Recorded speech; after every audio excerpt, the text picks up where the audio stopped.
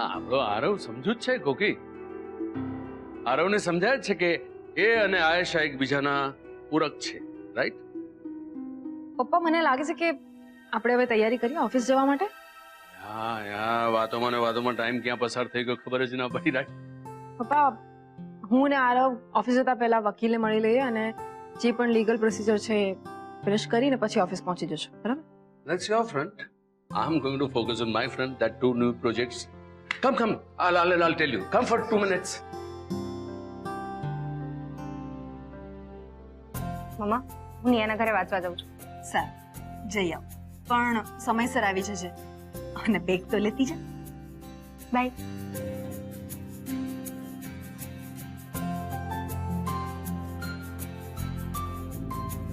તું મારી સામે આમ આંખો કાઢીને શું જુએ છે? મેં કઈ તારા વરનું લૂણ નથી ઉતારી નાખ્યું કે આમ મને વઢે છે, સમજી?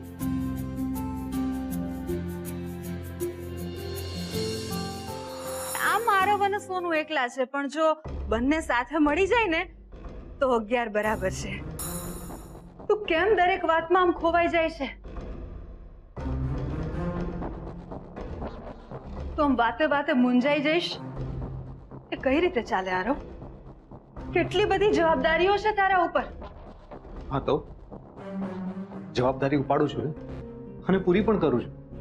મેં કઈ જવાબદારી ના ઉપાડી? ઘરની, ઓફિસની, બિઝનેસની, જેટલી બને એટલી જવાબદારી ઉપાડીને પપ્પાને હેલ્પ તો કરું છું ને.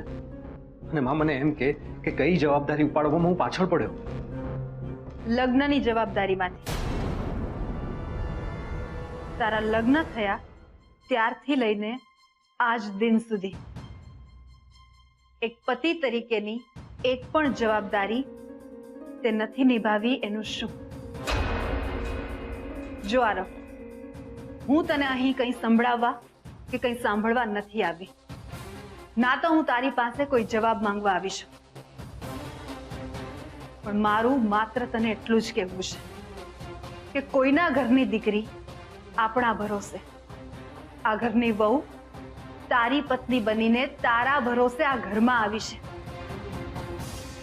અને એ કોઈ વાતે દુખી ન થાય એ જોવાની જવાબદારી તારી છે. અને આરવ, જો તું આ જવાબદારીમાંથી ચૂકી ગયો ને તો હું તને ક્યારેય માફ નહીં કરું.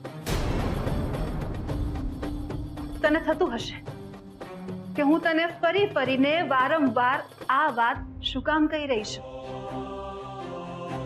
આરવ, હું વારંવાર તને આ વાત એટલા માટે કહી રહી છું કે આવતીકાલે તારી બે જવાબદારીને કારણે જો મારે કોઈ નિર્ણય લેવો પડ્યો ને તો તું મને ના કહી શકે કે માં, સમય આવ્યે, જરૂર પડીએ તે મને મારી જવાબદારીનો અહેસાસ ના કરાવ્યો.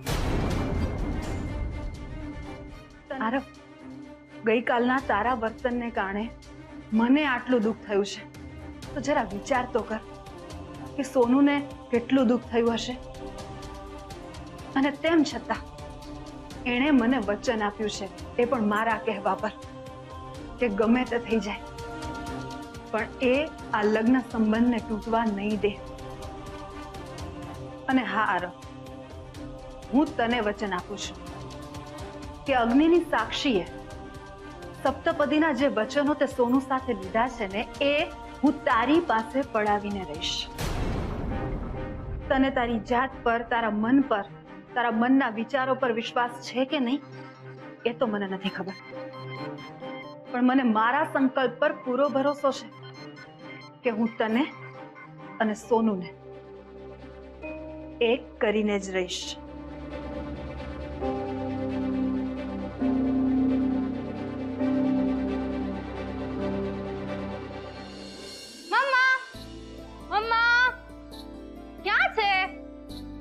શું થયું? કેમ મમ્માના નામની માળા જપે છે? મમ્મા, આજે હું એટલી ખુશ છું કે વાત જવા દે. હા, તું ખુશ છે, ઉત્સાહમાં છે, તો તારા ચહેરા પરથી દેખાય જ છે. પણ એ તો કે તું આટલી ખુશ કેમ છે? મમ્મા, તને ખબર છે આજે અમારી કોલેજમાં પ્રોજેક્ટનું પ્રેઝન્ટેશન હતું, જેમાં અમારે બધાએ સ્પીચ આપવાની હતી અને અમારો સબ્જેક્ટ હતો હ્યુમન સાયકોલોજી. એટલે હ્યુમન સાયકોલોજી એટલે માનવ માનસ શાસ્ત્ર. અને મેં જે સ્પીચ આપી એ સાંભળીને લોકો એટલા ખુશ થયા હતા, મને સ્ટેન્ડિંગ ઓવેશન મળ્યું. આ સ્ટેન્ડિંગ એટલે સ્ટેન્ડિંગ નહીં, સ્ટેન્ડિંગ ઓવેશન. એટલે કે બધાએ ઊભા થઈને તાળીઓ પાડી. ઉપરથી તને ખબર છે મારા સરે શું કહ્યું? શું કહ્યું? એમણે કહ્યું કે તું આટલું સરસ બોલી શકે છે, તારામાં આ સ્પાર્ક છે, એમને આજે ખબર પડી.